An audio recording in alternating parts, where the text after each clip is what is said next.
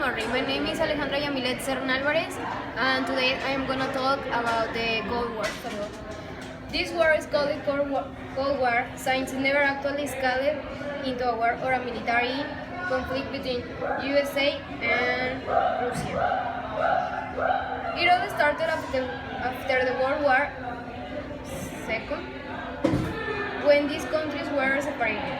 During the war, already mentioned, USA and the Soviet Union joined together to fight Germany.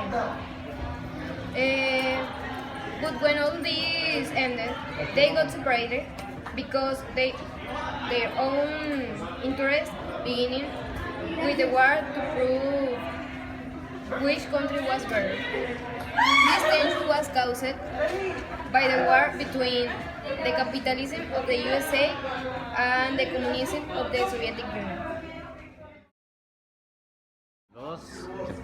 Capitalism is a system built in concepts like liberty, democracy, private property, and consumerism.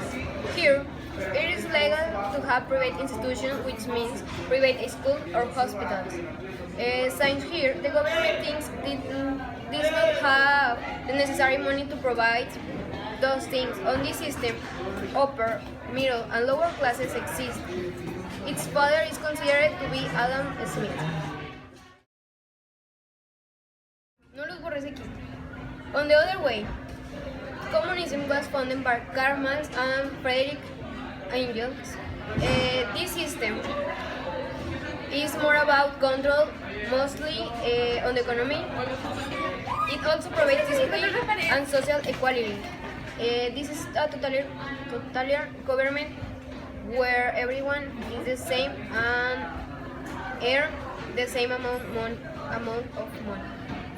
This means social classes does not exist. Next, we will have an interview with the Professor Arturo Guerra. Let's start with this interview with the Professor Arturo Guerra. What countries were the world leaders during this period? Well, in the period of the Cold War, the principal leader was the Soviet Union and also USA, but also they have France and United Kingdom. Why? When there was a division of Germany into sections, Occidental and Oriental, they have also the part of the France, United Kingdom, USA and Soviet Union. So they are the most important countries in that timeline. Well, why did countries who were allies during the war become enemies afterwards? Well, from when they started the Soviet Union, most of the people, most of the country was interested about for the force. They don't have a choice, they don't have something to do. So after the Soviet Union was dissolved, most of, to the Russian Federation, most of the countries they tried to go to the European Union. Why? Because the European Union they have more access to the Occidental world, and also the economic power was great. So they changed to this block to another block, and there was a fight because this part we have France, we have England, we have Germany. They are like the enemies of the Russian Federation. Where did the Cold War take place? Well, exactly, they don't have a physical place for a war because there was no direct conflict between USA and Soviet Union.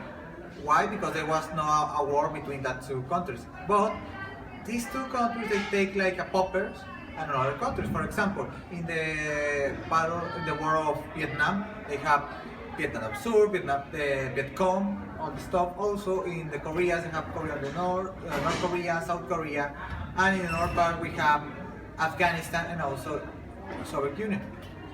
What opinion did the general public have of the Cold War? The first one was fear. Fear because both sides have nuclear weapons. They don't want to repeat the process, the accident in Chernobyl. For example, when in Chernobyl exploded the nuclear plant, all the bad stuff of the nuclear radiation, they go to France, Spain, and other countries that were very close.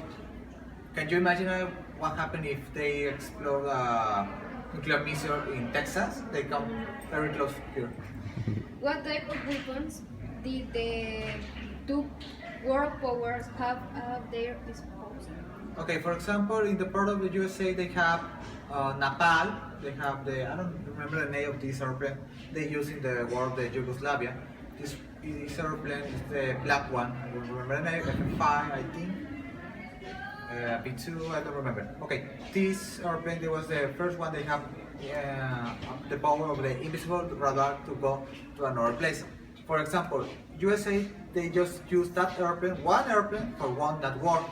And in another part we have the more important arm of the last 2 decades, that is AK-47. It's very cheap, it's kind of indestructible, and also it's very easy to use. So they create that weapon in 1970s and they're still using it right now. Okay, that is it. Thank you. That was all for today. I hope you like my work.